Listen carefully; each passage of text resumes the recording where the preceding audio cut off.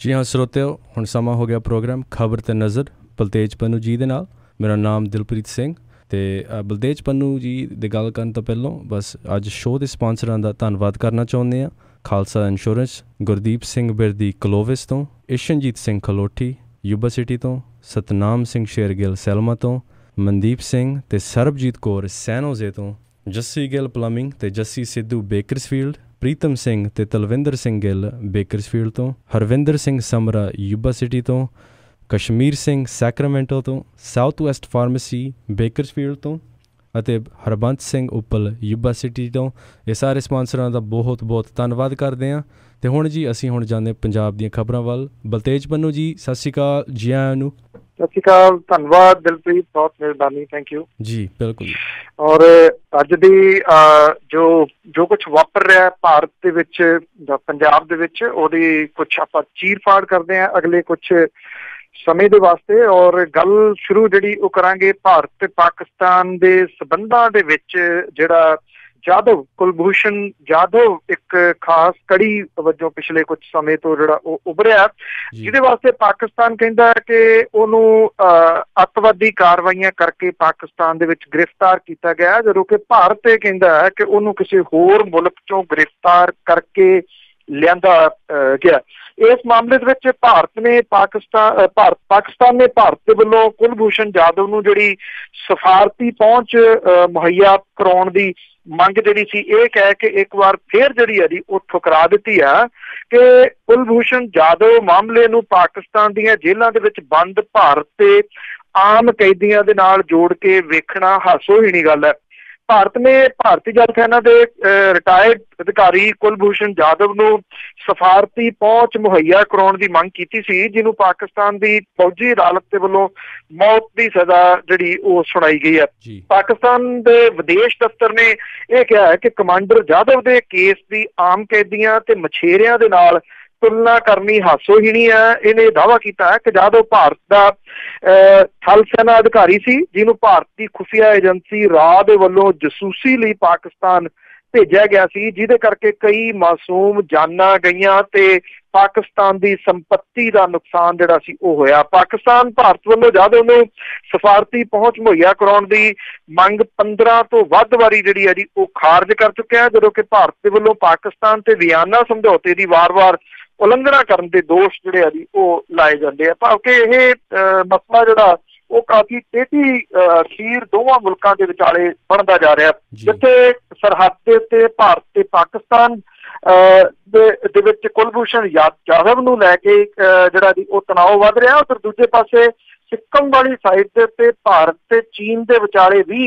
ਤਣਾਅ ਜਿਹੜਾ ਉਹ ਲਗਾਤਾਰ ਹੋਰ ਵੱਧਦਾ ਤੁਰਿਆ ਜਾ ਰਿਹਾ। ਚੀਨ ਨੇ ਸਿੱਕਮ ਦੇ ਵਿੱਚ ਚੀਨ ਭਾਰਤ ਸਰਹੱਦ ਦੇ ਉੱਤੇ ਜਾਰੀ ਤਣਾਅ ਦੇ ਦਰਮਿਆਨ ਡੋਕਲਾਮ ਖੇਤਰ ਦੇ ਵਿੱਚ ਭਾਰਤੀ ਜਿਹੜੇ ਸਲਾਮਤੀ ਦਸਤਿਆਂ ਦੇ ਵੱਲੋਂ ਕੀਤੀ ਘੁਸਪੈਠ ਦੇ ਦਾਅਵੇ ਨੂੰ ਸਾਬਿਤ ਕਰਨ ਦੇ ਵਾਸਤੇ ਇੱਕ ਨਕਸ਼ਾ ਜਾਰੀ ਕੀਤਾ। ਇਸ ਨਕਸ਼ੇ ਦੇ ਵਿੱਚ ਜਿਹੜਾ ਕੰਟਰੋਵਰਸ਼ੀਅਲ ਜਗ੍ਹਾ ਡੋਕਲਾਮ ਖੇਤਰ ਹੈ, ਇਹਨੂੰ ਚੀਨ ਦਾ ਪਾਰਟ ਦਿਖਾਇਆ ਗਿਆ ਔਰ ਨਕਸ਼ੇ ਦੇ ਨਾਲ 2 ਫੋਟੋਆਂ ਵੀ ਜਾਰੀ ਕੀਤੀਆਂ ਗਈਆਂ ਨੇ, ਜਿਹਦੇ ਵਿੱਚ ਭਾਰਤੀ ਫੌਜੀਆਂ ਨੂੰ ਸਰਹੱਦ ਦੇ ਦੂਜੇ ਪਾਸੇ ਚਾਈਨੀਜ਼ ਖੇਤਰ ਦੇ ਵਿੱਚ ਵਿਖਾਇਆ ਗਿਆ ਹੈ। ਔਰ ਇਹਦੇ ਦੌਰਾਨ ਭਾਰਤ ਨੇ ਸਰਹੱਦ ਤੇ ਬਣੇ ਤਣਾਅ ਲਈ ਚੀਨ ਦੀ ਪੀਪਲਜ਼ ਲਿਬਰੇਸ਼ਨ ਆਰਮੀ ਵੱਲੋਂ ਅਪਣਾਈ ਹਮਲਾਵਰ ਰਣਨੀਤੀ ਦੇ ਮੱਦੇਨਜ਼ਰ ਸਿੱਕਮ ਨੇੜਲੇ ਖੇਤਰਾਂ ਦੇ ਵਿੱਚ ਫੌਜ ਦੀ ਨਫਰੀ ਜਿਹੜੀ ਹੈ ਜੀ ਉਹ ਵਧਾਈ ਹੈ।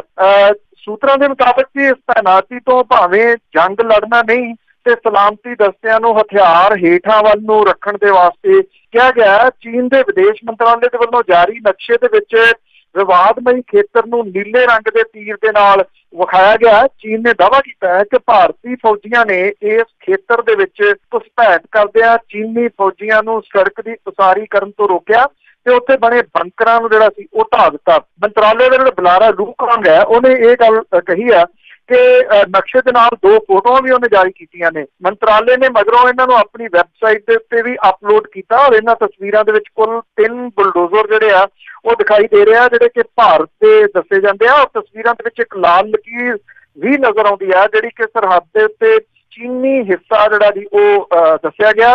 ਔਰ ਜੰਮੂ ਕਸ਼ਮੀਰ ਤੋਂ ਅਰੁਣਾਚਲ ਪ੍ਰਦੇਸ਼ ਤੱਕ ਫੈਲੀ ਭਾਰਤ ਚੀਨ ਸਰਹੱਦ 3488 ਕਿਲੋਮੀਟਰ ਲੰਮੀ ਆ। ਇਹਦੇ ਵਿੱਚੋਂ 220 ਕਿਲੋਮੀਟਰ ਖੇਤਰ ਜਿਹੜਾ ਉਹ ਸਿੱਕਮ ਦੇ ਨਾਲ ਜਿਹੜਾ ਉਹ ਪੈਂਦਾ। ਔਰ 1962 ਦੇ ਵਿੱਚ ਜੰਗ ਜਿਹੜੀ ਹੋਈ ਸੀ ਉਹ ਇੱਥੇ ਹੀ ਇਹਨਾਂ ਕਾਰਨਾਂ ਕਰਕੇ ਹੀ ਜਿਹੜੀ ਹੋਈ ਸੀਗੀ।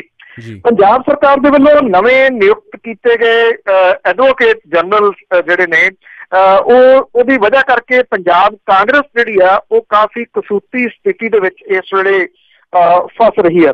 ਇੱਕ ਤਾਂ 121 ਦੀ ਟੀਮ ਦੇ ਵਿੱਚ ਲਾਅ ਅਫਸਰਾਂ ਤੇ ਕੈਪਟਨ ਸਰਕਾਰ ਦੇ ਵਿੱਚ ਹੋਰ ਕਾਨੂੰਨੀ ਪੋਸਟਾਂ ਤੇ ਪੰਜਾਬ ਪ੍ਰਦੇਸ਼ ਕਾਂਗਰਸ ਕਮੇਟੀ ਦੇ ਲੀਗਲ ਸੈੱਲ ਦਾ ਇੱਕ ਵੀ ਮੈਂਬਰ ਨਾ ਚੁਣੇ ਜਾਣ ਕਰਕੇ ਕਮੇਟੀ ਦੇ ਵਾਸਤੇ ਵਿਵਾਦ ਜਿਹੜਾ ਜੀ ਉਹ ਖੜਾ ਹੋ ਗਿਆ। ਕਈ ਐਡਵੋਕੇਟ ਜਿਹੜੇ ਨੇ ਉਹਨਾਂ ਨੇ ਜਿਹੜੇ ਕਾਂਗਰਸ ਦੇ ਪ੍ਰਧਾਨ ਨੇ ਸੁਨੀਲ ਜਾਖੜ ਹੋਰਾਂ ਨੂੰ ਮਾਮਲੇ ਦੇ ਵਿੱਚ ਦਖਲ ਦੇਣ ਦੇ ਵਾਸਤੇ ਕਿਹਾ। ਜਾਖੜ ਹੋਰਾਂ ਨੇ ਮਾਮਲੇ ਸੰਬੰਧੀ ਮੁੱਖ ਮੰਤਰੀ ਨਾਲ ਗੱਲਬਾਤ ਕਰਨ ਦਾ ਭਰੋਸਾ ਦਿੱਤਾ। ਮੁੱਖ ਮੰਤਰੀ ਵੱਲੋਂ ਪਹਿਲਾਂ ਹੀ ਚੋਣ ਪ੍ਰਕਿਰਿਆ ਦੇ ਵਾਸਤੇ ਇਹ ਕਿਹਾ ਜਾ ਚੁੱਕਿਆ ਕਿ ਇਹ ਨਿਯੁਕਤੀਆਂ ਮੈਰਿਟ ਦੇ ਉੱਤੇ ਜਿਹੜੀਆਂ ਉਹ ਕੀਤੀਆਂ ਗਈਆਂ ਨੇ। ਚੰਗੇ ਤੇ ਯੋਗ ਉਮੀਦਵਾਰਾਂ ਦੀ ਇਸ ਗੱਲ ਕਰਕੇ ਅਣਦੇਖੀ ਨਹੀਂ ਕੀਤੀ ਜਾ ਸਕਦੀ ਕਿ ਉਹ ਕਿਸੇ ਸੱਤਾਧਾਰੀ ਵਿਅਕਤੀ ਦੇ ਨਾਲ ਸੰਬੰਧਿਤ ਨੇ। ਹੋਇਆ ਐਕਚੁਅਲੀ ਕੀ ਹੈ ਕਿ ਜਿਹੜੇ ਅੱਧੇ ਦੇ ਕਰੀਬ ਐਡਵੋਕੇਟ ਜਨਰਲ ਨੇ ਉਹ ਅਕਾਲੀ ਦਲ ਦੇ ਜਿਹੜੇ ਦੀ ਉਹ ਕਹੇ ਜਾਂਦੇ ਲਾਅ ਆਫਿਸਰ ਨੇ। ਉਹ ਪਿਛਲੀ ਵਾਰੀ ਵੀ ਸੀ ਇਸ ਟੀਮ ਦੇ ਵਿੱਚ ਔਰ ਕਾਂਗਰਸ ਦੇ ਵੱਲੋਂ ਚੁਣੀ ਗਈ ਟੀਮ ਦੇ ਵਿੱਚ ਜਿਹੜੇ ਆ ਜੀ ਉਹ ਫੇਰ ਆਪਣੀ ਜਗ੍ਹਾ ਬਣਾ ਗਏ, ਜਿਹਨੂੰ ਲੈ ਕੇ ਇਹ ਵਾਦ ਵਿਵਾਦ ਜਿਹੜਾ ਜੀ ਉਹ ਸ਼ੁਰੂ ਹੋ ਗਿਆ। ਔਰ ਇਹਦੇ ਨਾਲ ਨਾਲ ਜਿਹੜੇ ਕੁਝ ਜੱਜਾਂ ਦੇ ਰਿਸ਼ਤੇਦਾਰ ਤੇ ਐਡਵੋਕੇਟ ਜਨਰਲ ਜਿਹੜੇ ਸੀਗੇ ਜੀ ਉਹਨਾਂ ਦੇ ਰਿਸ਼ਤੇਦਾਰਾਂ ਦਾ ਇਸ ਟੀਮ ਦੇ ਵਿੱਚ ਆ ਜਾਣਾ ਵੀ ਵਿਵਾਦ ਦਾ ਕਾਰਨ ਜਿਹੜਾ ਜੀ ਉਹ ਬਣਿਆ। ਔਰ ਇਹਦੇ ਉੱਤੇ ਕੈਪਟਨ ਅਮਰਿੰਦਰ ਸਿੰਘ ਹੋਰਾਂ ਨੇ ਇਹ ਗੱਲ ਆਖੀ ਸੀਗੀ ਕਿ ਨਹੀਂ ਇਹ ਤਾਂ ਬਿਲਕੁਲ ਠੀਕ ਤਰੀਕੇ ਦੇ ਨਾਲ ਜਿਹੜੀ ਆ ਜੀ ਉਹ ਚੋਣ ਹੋਈ ਹੈ, ਇਹਦੇ ਉੱਤੇ ਐਵੇਂ ਬਿਨਾਂ ਮਤਲਬ ਤੋਂ ਜਿਹੜੀ ਆ ਜੀ ਉਹ ਸਿਆਸਤ ਕੀਤੀ ਜਾ ਰਹੀ ਹੈ। ਜਿਹੜੀਆਂ ਜ਼ਿਆਦਾਤਰ ਮੌਜੂਦ ਸਰਕਾਰਾਂ ਦੇ ਵਿੱਚ ਸੱਤਾਧਾਰੀਆਂ ਦੇ ਰਿਸ਼ਤੇਦਾਰ ਨੇ, ਜਦੋਂ ਕਿ ਮੌਜੂਦਾ ਤੇ ਸਾਬਕਾ ਜੱਜਾਂ ਅਫਸਰਾਂ ਤੇ ਰਾਜਸੀ ਆਗੂਆਂ ਦੇ ਰਿਸ਼ਤੇਦਾਰਾਂ ਦੇ ਨਾਂ ਵੀ ਸੂਚੀ ਦੇ ਵਿੱਚ ਜਿਹੜਾ ਜੀ ਉਹ ਸ਼ਾਮਲ ਨੇ। ਪੰਜਾਬ ਪ੍ਰਦੇਸ਼ ਕਾਂਗਰਸ ਕਮੇਟੀ ਵੱਲੋਂ ਸਿਫਾਰਿਸ਼ ਕੀਤਾ ਗਿਆ ਕੋਈ ਵੀ ਐਡਵੋਕੇਟ ਇਹਦੇ ਵਿੱਚ ਨਾ ਚੁਣਿਆ ਜਾਣਾ। ਇਹ ਇੱਕ ਕਿਸਮ ਦੇ ਨਾਲ ਮੈਸੇਜ ਜਿਹੜਾ ਜੀ ਇਹ ਦੇ ਗਿਆ ਕਿ ਬੇਸ਼ੱਕ ਕਾਂਗਰਸ ਪ੍ਰਧਾਨ ਜਿਹੜੇ ਹੈਗੇ ਨੇ ਪਰ ਸੁਣਵਾਈ ਵਗੈਰਾ ਜਿਹੜੀ ਹੈ ਜੀ ਉਹਨਾਂ ਦੀ ਕੋਈ ਬਹੁਤੀ ਸਰਕਾਰ ਦੇ ਵਿੱਚ ਹੈ ਨਹੀਂ ਗੀ। ਹੁਣ ਦੇਖਣਾ ਇਹ ਹੋਊਗਾ ਕਿ ਜਾਖੜ ਸਾਹਿਬ ਜਿਹੜੇ ਨੇ ਉਹ ਕਿਹੜੇ ਤਰੀਕੇ ਦੇ ਨਾਲ ਇਹ ਕੇਸ ਜਿਹੜਾ ਪੁੱਟ ਅਪ ਕਰਦੇ ਨੇ ਮੁੱਖ ਮੰਤਰੀ ਤੱਕ। ਇਸ ਵੇਲੇ ਪੰਜਾਬ ਪੁਲਿਸ ਦੇ ਵਿੱਚ ਜਿਹੜਾ ਤਾਕਤ ਦੇ ਦੋ ਕੇਂਦਰ ਜਿਹੜੇ ਆ ਉਹ ਖੜੇ ਹੋ ਗਏ ਆ। ਪਿਛਲੇ ਦਿਨੀ ਹਰਪ੍ਰੀਤ ਸਿੰਘ ਸਿੱਧੂ ਜਿਹੜੇ ਕਿ STF ਦੇ ਚੀਫ ਨੇ ਉਹਨਾਂ ਨੂੰ ਕੁਝ ਹੋਰ ਪਾਵਰਾਂ ਜਿਹੜੀਆਂ ਉਹ ਦਿੱਤੀਆਂ ਗਈਆਂ ਨੇ ਔਰ ਇਹਨਾਂ ਪਾਵਰਾਂ ਦੇ ਨਾਲ ਇਹ ਦੋ ਪਾਵਰ ਦੇ ਸੈਂਟਰ ਜਿਹੜੇ ਆ ਜੀ ਉਹ ਖੜੇ ਹੋ ਜਾਣ ਦੀ ਵੱਡੀ ਚਰਚਾ ਇਸ ਵੇਲੇ ਜਿਹੜੀ ਆ ਉਹ ਪੁਲਿਸ ਦੇ ਵਿੱਚ ਚੱਲ ਰਹੀ ਆ। ਔਰ ਇਸ ਖਿੱਚੋਤਾਣ ਦੇ ਵਿੱਚ ਪਾਵਰ ਗੇਮ ਜਿਹੜੀ ਆ ਉਹ ਸਟਾਰਟ ਹੋ ਗਈ ਆ। ਪੁਲਿਸ ਦੀਆਂ ਬਦਲੀਆਂ ਕੀਤੀਆਂ ਜਾ ਰਹੀਆਂ ਨੇ ਉਹ ਵੀ ਇਹਦੇ ਕਰਕੇ ਹੀ ਜਿਹੜੀਆਂ ਦੀ ਉਹ ਕੀਤੀਆਂ ਜਾ ਰਹੀਆਂ ਨੇ। ਜਿਹੜੇ ਹਰਪ੍ਰੀਤ ਸਿੰਘ ਸਿੱਧੂ ਹੋਰੀ ਨੇ ਉਹਨਾਂ ਨੂੰ CMO ਨੇ ਸ਼ਕਤੀਸ਼ਾਲੀ ਬਣਾਤਾ ਜੀ ਔਰ ਬਾਰਡਰ ਜ਼ੋਨ ਜਿਹੜਾ ਹੈ ਉਹਦਾ ਜਿੰਮਾ ਸੌਂਪ ਦਿੱਤਾ। ਹੁਣ ਜਿਹੜੇ ਬਾਰਡਰ ਜ਼ੋਨ ਹੈ ਸਾਰੇ ਦਾ ਸਾਰਾ ਜੇ ਇਹਦੇ ਆਪਾਂ ਡਿਸਟ੍ਰਿਕਟ ਮੰਨੀਏ ਤੇ ਪੰਜਾਬ ਦੇ ਵਿੱਚੋਂ ਤਕਰੀਬਨ ਅੱਧੇ ਡਿਸਟ੍ਰਿਕਟ ਜਿਹੜੇ ਆ ਜੀ ਬਣ ਜਾਂਦੇ ਆ। ਜਿਹੜੇ ਬਾਰਡਰ ਜ਼ੋਨ ਦੇ ਉੱਤੇ ਆਫਿਸਰ ਨੇ ਉਹ ਸਾਰੇ ਦੇ ਸਾਰੇ ਰਿਪੋਰਟ ਕਰਨਗੇ ਹਰਪ੍ਰੀਤ ਸਿੰਘ ਸਿੱਧੂ ਹੋਰਾਂ ਨੂੰ, ਉਹ DGP ਨੂੰ ਰਿਪੋਰਟ ਜਿਹੜੀ ਹੈ ਜੀ ਉਹ ਨਹੀਂ ਕਰਨਗੇ। ਸੋ ਤਕਰੀਬਨ ਅੱਧੇ ਜ਼ਿਲ੍ਹੇ ਇੱਕ ਕਿਸਮ ਦੇ ਨਾਲ ਹਰਪ੍ਰੀਤ ਸਿੰਘ ਸਿੱਧੂ ਹੋਰਾਂ ਦੇ ਹਵਾਲੇ ਕਰਤੇ ਗਏ ਜਿਹੜੇ ਕਿ ਐਡੀਸ਼ਨਲ DGP ਨੇ ਔਰ ਜਿਹੜੇ DGP ਨੇ ਸੁਰੇਸ਼ ਅਰੋੜਾ ਉਹਨਾਂ ਤੋਂ ਇੱਕ ਕੱਟ ਕਰ ਦਿੱਤਾ ਗਿਆ ਕੰਮ। ਹਰਪ੍ਰੀਤ ਸਿੰਘ ਸਿੱਧੂ ਹੋਰੀ ਜਿਹੜੇ ਨੇ ਉਹ ਡਾਇਰੈਕਟ ਜਵਾਬ ਦੇ ਨੇ ਕੈਪਟਨ ਅਮਰਿੰਦਰ ਸਿੰਘ ਹੋਰਾਂ ਨੂੰ ਭਾਵ ਕਿ ਮੁੱਖ ਮੰਤਰੀ ਹੋਰਾਂ ਨੂੰ। ਉਹ DGP ਦੇ ਨਾਲ ਜਿਹੜੇ ਜੀ ਉਹ ਨਹੀਂ ਜੁੜੇ ਹੋਏ ਔਰ ਇਸੇ ਕਰਕੇ ਜਿਹੜੇ ਪੁਲਿਸ ਮਹਿਕਮੇ ਦੇ ਵਿੱਚ ਦੋ ਧਿਰਾਂ ਜਿਹੜੀਆਂ ਦੀ ਉਹ ਬਣ ਗਈਆਂ। ਇੱਕ ਤਾਂ ਜੁੜ ਗਈ ਹਰਪ੍ਰੀਤ ਸਿੰਘ ਸਿੱਧੂ ਹੋਰਾਂ ਦੇ ਨਾਲ, ਦੂਜੀ ਜਿਹੜੀ ਧਿਰਾਂ ਦੀ ਉਹ ਜੁੜੀ ਹੋਈ ਹੈ DGP ਸੁਰੇਸ਼ ਅਰੋੜਾ ਹੋਰਾਂ ਦੇ ਨਾਲ। ਔਰ ਇਹਦੇ ਵਿੱਚ ਜਿਹੜਾ ਜੀ ਜਿਹੜੇ ਆਫਿਸਰ ਨੇ ਉਹ ਇਹ ਕਹਿੰਦੇ ਨੇ ਕਿ ਜੇ ਕਿਸੇ ਅਫਸਰ ਦੇ ਉੱਤੇ ਕੋਈ ਕਿੰਤੂ ਪਰੰਤੂ ਆ ਉਹ ਸਾਹਮਣੇ ਆ ਜਾਣਾ ਚਾਹੀਦਾ ਤਾਂ ਕਿ ਜਿਹੜੇ ਇਮਾਨਦਾਰ ਆਫਿਸਰ ਨੇ ਉਹਨਾਂ ਦਾ ਵੀ ਪਤਾ ਲੱਗ ਸਕੇ। ਜਦੋਂ ਕਿ ਇੱਕ ਧੜਾ ਜਿਹੜਾ ਜੀ ਉਹ ਇਹ ਕਹਿੰਦਾ ਕਿ ਏਦਾਂ ਨਹੀਂ ਹੋਣਾ ਚਾਹੀਦਾ, ਆਫਿਸਰ ਜਿਹੜੇ ਆ ਜੀ ਇਹਦੇ ਵਿੱਚ ਨਹੀਂ ਆਉਣੇ ਚਾਹੀਦੇ, ਜੇ ਆਫਿਸਰ ਆ ਗਏ ਤਾਂ ਪੁਲਿਸ ਦੀ ਜਿਹੜੀ ਆ ਜੀ ਉਹ ਬਦਨਾਮੀ ਹੋਊਗੀ। ਇਹ ਜਿਹੜੇ ਦੋ ਜਿਹੜੇ ਕੇਂਦਰ ਬਣ ਗਏ ਆ ਪਾਵਰ ਦੇ ਇਹ ਪੰਜਾਬ ਪੁਲਿਸ ਨੂੰ ਕਿਸ ਪਾਸੇ ਵੱਲ ਨੂੰ ਜਿਹੜਾ ਲੈ ਜਾਣਗੇ ਜਾਂ ਪੰਜਾਬ ਪੁਲਿਸ ਦੇ ਕੰਮਕਾਜ ਦੇ ਉੱਤੇ ਕਿੰਨਾ ਜਿਹੜਾ ਜੀ ਇਹਦਾ ਪ੍ਰਭਾਵ ਪਊਗਾ ਇਹਦੇ ਵਾਸਤੇ ਤਾਂ ਆਉਣ ਵਾਲੇ ਦਿਨਾਂ ਦੇ ਦੌਰਾਨ ਹੀ ਜਿਹੜਾ ਜੀ ਉਹ ਦੱਸਿਆ ਜਾ ਸਕੂਗਾ। ਪਰ ਇਹਨਾਂ ਹੈ ਕਿ ਧੜਿਆਂ ਦੇ ਵਿੱਚ ਜਿਹੜੀ ਹੈ ਜੀ ਉਹ ਪੁਲਿਸ ਵੱਡੀ ਗਈ ਆ। ਧੜੇਬੰਦੀ ਤਾਂ ਪਹਿਲਾਂ ਵੀ ਹੁੰਦੀ ਆ, ਪਰ ਹੁਣ ਦੋ ਆਮੋ ਸਾਹਮਣੇ ਜਿਹੜੇ ਧੜੇ ਨੇ ਉਹ ਖੜੇ ਹੋ ਗਏ ਨੇ, ਇੱਕ ADGP ਦਾ ਤੇ ਇੱਕ DGP ਦਾ। ਪੁਲਿਸ ਦੇ ਵੱਲੋਂ ਜਿਹੜੀਆਂ ਵੱਡੀਆਂ ਜੇਲ੍ਹਾਂ ਨੇ ਉਹਨਾਂ ਦੇ ਵਿੱਚ ਤੜਕਸਾਰ ਜਿਹੜੀ ਆ ਉਹ ਛਾਪੇਮਾਰੀ ਕੀਤੀ ਗਈ ਆ। ਲੁਧਿਆਣੇ ਦੀ ਜੇਲ੍ਹ ਦੇ ਵਿੱਚ 400 ਪੁਲਿਸ ਮੁਲਾਜ਼ਮਾਂ ਨੇ ਛਾਪੇਮਾਰੀ ਜਿਹੜੀ ਕੀਤੀ ਆ। ਅੰਮ੍ਰਿਤਸਰ ਦੇ ਵਿੱਚ ਵੀ ਛਾਪੇਮਾਰੀ ਵੱਡੇ ਪੱਧਰ ਦੇ ਉੱਤੇ ਜਿਹੜੀ ਆ ਉਹ ਕੀਤੀ ਗਈ ਆ। ਜੇਲ੍ਹਾਂ ਦੇ ਵਿੱਚ ਵਿਕਦਾ ਨਸ਼ਾ ਤੇ ਜਿਹੜੇ ਗੈਂਗਸਟਰ ਵਗੈਰਾ ਨੇ ਉਹਨਾਂ ਦੇ ਵੱਲੋਂ ਖਾਸ ਤੌਰ ਦੇ ਉੱਤੇ ਆਪਣੀਆਂ ਫੋਟੋਆਂ ਵਗੈਰਾ ਜਾਂ ਫੇਸਬੁੱਕ ਪੇਜ ਜਿਹੜੇ ਨੇ ਉਹ ਆਪਰੇਟ ਕੀਤੇ ਜਾਂਦੇ ਨੇ ਜੇਲ੍ਹਾਂ ਦੇ ਵਿੱਚੋਂ। ਇਸੇ ਕਰਕੇ ਸਮੇਂ-ਸਮੇਂ ਤੇ ਜਿਹੜੇ ਇਸ ਤਰ੍ਹਾਂ ਦੇ ਛਾਪੇ ਵੱਜਦੇ ਰਹਿੰਦੇ ਨੇ। ਵੱਡਾ ਛਾਪਾ ਜਿਹੜਾ ਸੀਗਾ ਜੀ ਕੇਂਦਰੀ ਜੇਲ੍ਹ ਲੁਧਿਆਣੇ ਦੇ ਵਿੱਚ ਵੱਜਿਆ ਦੱਸੀਦਾ, ਔਰ ਤੜਕੇ 4 ਵਜੇ ਇਹ ਛਾਪਾ ਜਿਹੜਾ ਸੀਗਾ ਜੀ ਉਹ ਮਾਰਿਆ ਗਿਆ। ਵੱਖ-ਵੱਖ ਬੈਰਕਾਂ ਦੀ ਤਲਾਸ਼ੀ ਜਿਹੜੀ ਹੈ ਜੀ ਉਹ ਲਈ ਗਈ। ਹਸਪੀਟਲ ਦੀ ਚੈਕਿੰਗ ਵੀ ਜਿਹੜੀ ਸੀ ਉਹ ਕੀਤੀ ਗਈ, ਔਰ ਇਹ ਤਲਾਸ਼ੀ 4 ਵਜੇ ਤੋਂ ਲੈ ਕੇ 8 ਵਜੇ ਤੱਕ ਚੱਲਦੀ ਰਹੀ। 2 ਮੋਬਾਈਲ ਫੋਨ ਤੇ ਬੀੜੀਆਂ ਦੇ ਬੰਡਲ ਤੇ ਨਸ਼ੀਲੀਆਂ ਵਸਤਾਂ ਜਿਹੜੀਆਂ ਜੀ ਉਹ ਬਰਾਮਦ ਕੀਤੀਆਂ ਗਈਆਂ ਨੇ ਲੁਧਿਆਣੇ ਦੀ ਜੇਲ੍ਹ ਦੇ ਵਿੱਚੋਂ ਜੀ। ਇਸੇ ਤਰੀਕੇ ਦੇ ਨਾਲ ਅੰਮ੍ਰਿਤਸਰ ਦੀ ਜਿਹੜੀ ਹਾਈ ਸਿਕਿਉਰਿਟੀ ਜੇਲ੍ਹ ਆ ਇਹਦੇ ਵਿੱਚ ਵੀ ਤੜਕਸਾਰ ਛਾਪਾ ਜਿਹੜਾ ਸੀ ਮਾਰਿਆ ਗਿਆ। ਇੱਥੋਂ 24 ਮੋਬਾਈਲ ਫੋਨ, ਚਾਰਜਰ, ਬੈਟਰੀਆਂ ਤੇ 5300 ਰੁਪਈਆ ਕੈਸ਼ ਜਿਹੜਾ ਜੀ ਉਹ ਬਰਾਮਦ ਹੋਇਆ ਦੱਸਿਆ ਜਾਂਦਾ। ਜਿਹੜੇ DIG ਨੇ ਜੇਲ੍ਹਾਂ ਦੇ ਉਹਨਾਂ ਦਾ ਇਹ ਕਹਿਣਾ ਹੈ ਕਿ ਇਹ ਮੁਹਿੰਮ ਉਹਨਾਂ ਦੇ ਵੱਲੋਂ ਜਿਹੜੇ ਕੁਝ ਅਨਸਰ ਸੈੱਲ ਫੋਨ ਦੀ ਵਰਤੋਂ ਕਰਦੇ ਨੇ ਜਾਂ ਨਸ਼ਿਆਂ ਦੀ ਸਮਗਲਿੰਗ ਕਰਦੇ ਨੇ ਉਹਨਾਂ ਨੂੰ ਫੜਨ ਦੇ ਵਾਸਤੇ ਜਿਹੜਾ ਜੀ ਉਹ ਮਾਰਿਆ ਗਿਆ। ਅਕਸਰ ਇਹ ਗੱਲ ਜਿਹੜੀ ਹੈ ਜੀ ਵੱਡੇ ਪੱਧਰ ਦੇ ਉੱਤੇ ਚੱਲਦੀ ਆ ਕਿ ਜੇਲ੍ਹਾਂ ਦੇ ਅੰਦਰ ਮੋਬਾਈਲ ਤੇ ਨਸ਼ੇ ਜਿਹੜੇ ਆ ਉਹ ਡਾਇਰੈਕਟ ਨਹੀਂ ਜਾਂਦੇ, ਬਲਕਿ ਪ੍ਰਸ਼ਾਸਨ ਜਿਹੜਾ ਜੇਲ੍ਹਾਂ ਦਾ ਹੈ ਉਹਦੀ ਮਿਲੀ ਭੁਗਤ ਦੇ ਨਾਲ ਹੀ ਇਹ ਸਾਰਾ ਤੰਤਰ ਚੱਲਦਾ, ਔਰ ਇਹ ਤੰਤਰ ਇੰਨਾ ਡੂੰਘਾ ਆ ਜਿਹੜਾ ਕਿ ਇਸ ਤਰ੍ਹਾਂ ਦੇ 1-2 ਛਾਪਿਆਂ ਦੇ ਨਾਲ ਕਦੇ ਜਿਹੜਾ ਜੀ ਉਹ ਮੁੱਕਣ ਵਾਲਾ ਸੀਗਾ। ਇਹਨਾਂ ਦਿਨਾਂ ਦੇ ਵਿੱਚ ਬਹੁਤ ਚਰਚਿਤ ਜਿਹੜਾ ਸਾਬਕਾ ਇੰਸਪੈਕਟਰ ਇੰਦਰਜੀਤ, ਉਹਦੀ ਜਾਂਚ ਨੂੰ ਲੈ ਕੇ ਹਰ ਕੋਈ ਜਿਹੜਾ ਵੱਧ ਤੋਂ ਵੱਧ ਜਾਣਨਾ ਚਾਹੁੰਦਾ ਹੈ ਕਿ ਇਸ ਜਾਂਚ ਦਾ ਕੀ ਬਣਿਆ। ਇਹ ਜਾਂਚ ਜਿਹੜੀ ਹੈ ਜੀ ਇਸ ਵੇਲੇ ਖੜ ਗਈ ਆ 2 ਅਫਸਰਾਂ ਦੇ ਉੱਪਰ ਜਾ ਕੇ, ਇੱਕ IG ਆ ਤੇ ਇੱਕ DIG ਆ। ਮੈਂ ਪਹਿਲਾਂ ਵੀ ਕਵਰ ਕੀਤਾ ਸੀਗਾ ਕਿ ਇਹ ਜਿਹੜੀ ਫਾਈਲ ਹੈ ਮੁੱਖ ਮੰਤਰੀ ਕੈਪਟਨ ਅਮਰਿੰਦਰ ਸਿੰਘ ਹੋਰਾਂ ਦੇ ਦਫ਼ਤਰ ਦੇ ਵਿੱਚ ਜਿਹੜੀ ਹੈ ਜੀ ਉਹ ਪਈ ਆ। ਤੇ ਦੱਸੋ ਹੁਣ ਜਾਂਚ ਜਿਹੜੀ ਆ ਉਹ ਕਿਸ ਪਾਸੇ ਨੂੰ ਲੈ ਕੇ ਜਾਈਏ। ਜਿਹੜੀ ਗੱਲ ਮੈਂ ਤੁਹਾਡੇ ਨਾਲ ਪਹਿਲਾਂ ਸਾਂਝੀ ਕੀਤੀ ਆ ਕਿ 2 ਪਾਵਰ ਦੇ ਸੈਂਟਰ ਜਿਹੜੇ ਆ ਪੁਲਿਸ ਦੇ ਵਿੱਚ ਬਣ ਗਏ ਆ। ਕਿਤੇ ਨਾ ਕਿਤੇ ਡਰੱਗ ਦੇ ਬਾਰੇ ਕੀਤੀ ਜਾ ਰਹੀ ਜਾਂਚ ਵੀ ਇਹਨਾਂ ਦੇ 2 ਸੈਂਟਰ ਬਣਨ ਦਾ ਕਾਰਨ ਹੈ। ਜਿਹੜੇ ਡਰੱਗ ਦੇ ਵਿੱਚ ਕੁਝ ਆਫਿਸਰ ਦਾ ਨਾਮ ਆ ਰਿਹਾ, ਉਹ ਆਪਣੀ ਸਕਿਨ ਸੇਵ ਕਰਨ ਦੇ ਵਾਸਤੇ ਵੱਡੀ ਧੜੇਬੰਦੀ ਜਿਹੜੀ ਹੈ ਜੀ ਉਹ ਉਭਾਰ ਰਹੇ ਨੇ ਕਿ ਜੇ ਇਹਦੀ ਪੁਲਿਸ ਦੇ ਉੱਤੇ ਆਈ ਤੇ ਪੁਲਿਸ ਦੇ ਵਿੱਚ ਬਗਾਵਤ ਦਾ ਖਤਰਾ ਹੋ ਜਾਊਗਾ, ਪੁਲਿਸ ਦੀ ਬਦਨਾਮੀ ਜਿਹੜੀ ਹੈ ਜੀ ਹੋਊਗੀ। ਦੂਜੇ ਪਾਸੇ ਇਮਾਨਦਾਰ ਆਫਿਸਰ ਜਿਹੜੇ ਨੇ ਜੀ ਉਹ ਇਹ ਚਾਹੁੰਦੇ ਨੇ ਕਿ ਇਹ ਜਿਹੜੀ ਹੈ ਜੀ ਜਾਂਚ ਹੋ ਜਾਣੀ ਚਾਹੀਦੀ ਹੈ। ਉਧਰ ਇਹ ਜਿਹੜੀ ਸਪੈਸ਼ਲ ਟਾਸਕ ਫੋਰਸ ਹੈ ਉਹਨੇ ਬਰਖਾਸਤ ਇੰਸਪੈਕਟਰ ਇੰਦਰਜੀਤ ਸਿੰਘ ਦੀਆਂ ਜਾਇਦਾਦਾਂ ਤੇ ਉਹਦੇ ਸਿਆਸੀ ਆਗੂਆਂ ਸਣੇ ਵੱਡੇ ਪੁਲਿਸ ਅਫਸਰਾਂ ਦੇ ਨਾਲ ਨੇੜਤਾ ਦੀ ਜਾਂਚ ਜਿਹੜੀ ਹੈ ਜੀ ਉਹ ਸ਼ੁਰੂ ਕਰ ਦਿੱਤੀ ਹੈ। ਭਾਵ ਕਿ ਹਰੀ ਝੰਡੀ ਜਿਹੜੀ ਹੈ ਜੀ ਉਹ ਮਿਲ ਗਈ ਹੈ ਇਹਨਾਂ ਨੂੰ ਜਿਹੜੇ CM ਆਫਿਸ ਤੋਂ। ਪੁਲਿਸ ਦੇ ਸੂਤਰ ਇਹ ਦੱਸਦੇ ਆ ਕਿ ਇੰਦਰਜੀਤ ਦੇ ਕੋਲੋਂ ਨਸ਼ਿਆਂ ਬਾਰੇ ਕੀਤੀ ਗਈ ਪੁੱਛ ਪੜਤਾਲ ਨੂੰ ਅੱਗੇ ਤੋਰੇ ਜਾਣ ਤੋਂ ਪੁਲਿਸ ਦਾ ਇੱਕ ਵੱਡਾ ਧੜਾ ਜਿਹੜਾ ਜੀ ਉਹ ਨਾਰਾਜ਼ ਚੱਲ ਰਿਹਾ। ਔਰ ਉਹ ਇਹ ਵੀ ਕਹਿ ਰਿਹਾ ਹੈ ਕਿ ਜੇ ਪੁਲਿਸ ਅਫਸਰਾਂ ਦੇ ਨਾਮ ਆਏ ਤੇ ਕੈਪਟਨ ਸਰਕਾਰ ਦੇ ਅਕਸ ਨੂੰ ਜਿਹੜਾ ਜੀ ਉਹ ਖੋਰਾ ਲੱਗੂਗਾ।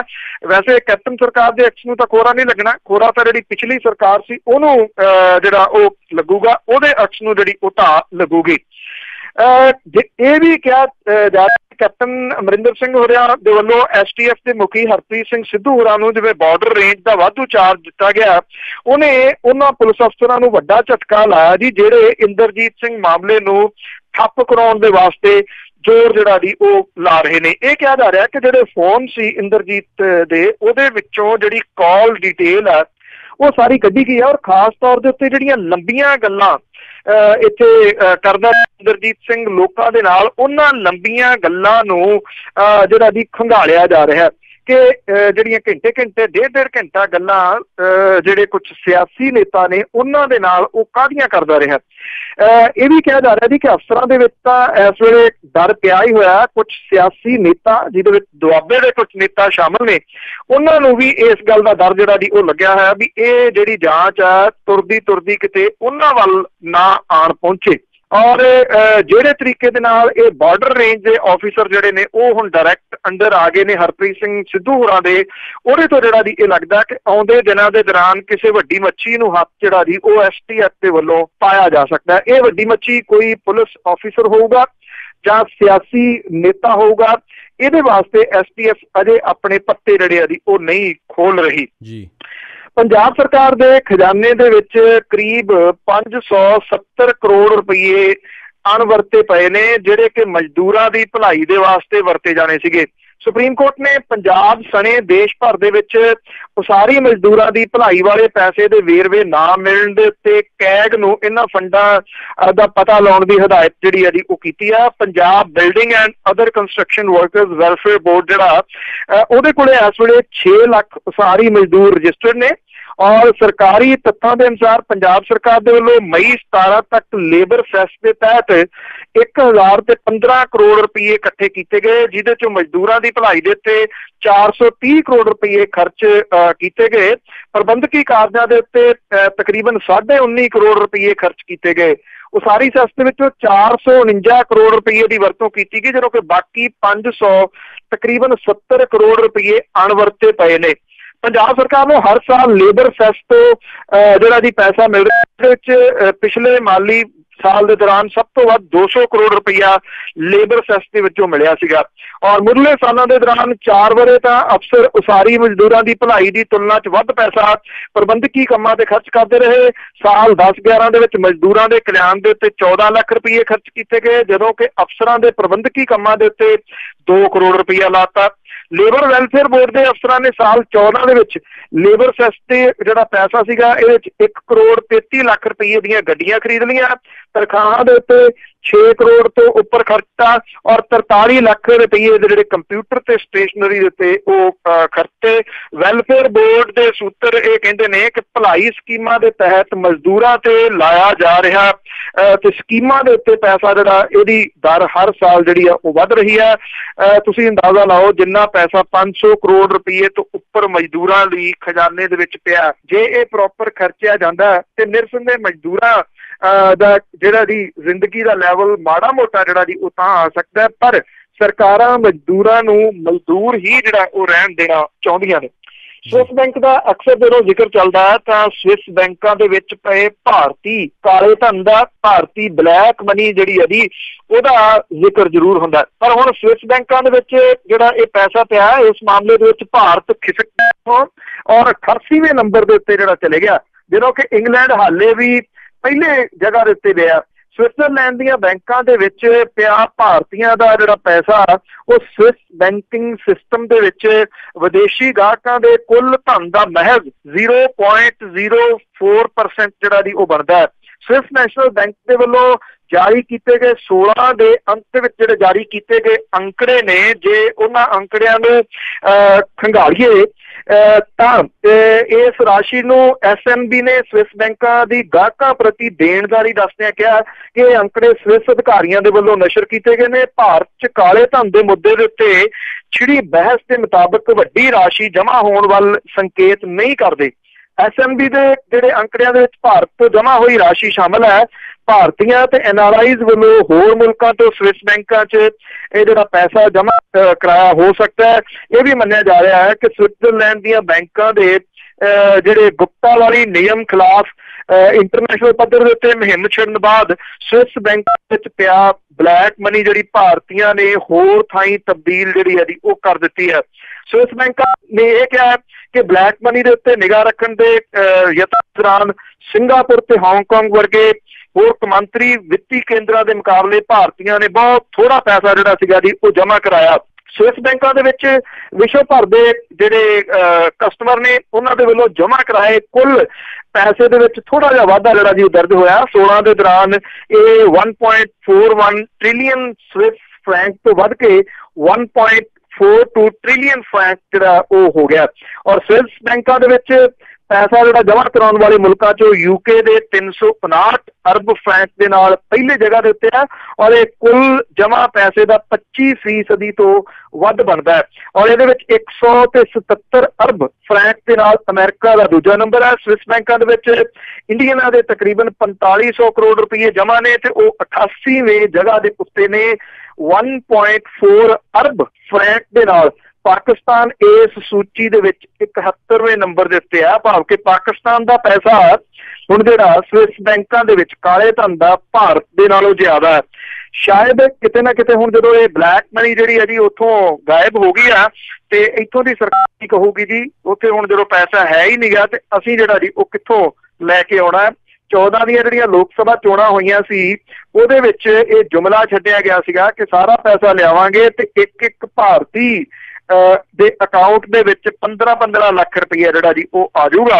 ਸੋ ਅਜੇ ਵੀ ਜੇ ਕੋਈ ਸੁਪਨਾ ਲੈ ਰਿਹਾ ਸੀਗਾ ਕਿ ਪੈਸਾ ਆ ਜਾਣਾ ਉਹ ਹੁਣ ਸੁਪਨੇ ਲੈਣੇ ਛੱਡ ਦੇ, ਕਿਉਂਕਿ ਸਵਿਸ ਬੈਂਕਾਂ ਦੇ ਵਿੱਚ ਪਿਆ ਭਾਰਤੀ ਧਨ ਜਿਹੜਾ ਜੀ ਦੂਜੀ ਜਗ੍ਹਾ ਦੇ ਉੱਤੇ ਹੋਰ ਜਗ੍ਹਾ ਕਿਤੇ ਸ਼ਿਫਟ ਹੋ ਗਿਆ। ਧੰਨਵਾਦ ਜੀ ਸੁਣਨ ਵਾਲਿਆਂ ਦਾ ਸਾਰਿਆਂ ਦਾ, ਔਰ ਮੇਰੀ ਤੁਹਾਡੀ ਮੁਲਾਕਾਤ ਕੱਲ ਦੁਬਾਰਾ ਹੋਊਗੀ। ਦਿਲਪ੍ਰੀਤ, ਥੈਂਕ ਯੂ, ਸਤਿ ਸ਼੍ਰੀ ਅਕਾਲ। ਸਤਿ ਸ਼੍ਰੀ ਅਕਾਲ, ਬਹੁਤ ਬਹੁਤ ਧੰਨਵਾਦ ਕਰਨਾ ਚਾਹੁੰਦੇ ਤੁਹਾਡਾ ਬਲਤੇਜ ਪੰਨੂ ਜੀ। ਤੇ ਹਾਂਜੀ ਸਰੋਤਿਓ ਜੀ, ਇਹ ਸਨ ਬਲਤੇਜ ਪੰਨੂ, ਪੰਜਾਬ ਦੀ ਖਬਰਾਂ, ਖਬਰ ਤੇ ਨਜ਼ਰ। ਤੇ ਹੁਣ ਅਸੀਂ ਇੱਦਾਂ ਹੀ ਕੱਲ ਨੂੰ ਮਿਲਦੇ ਹਾਂ।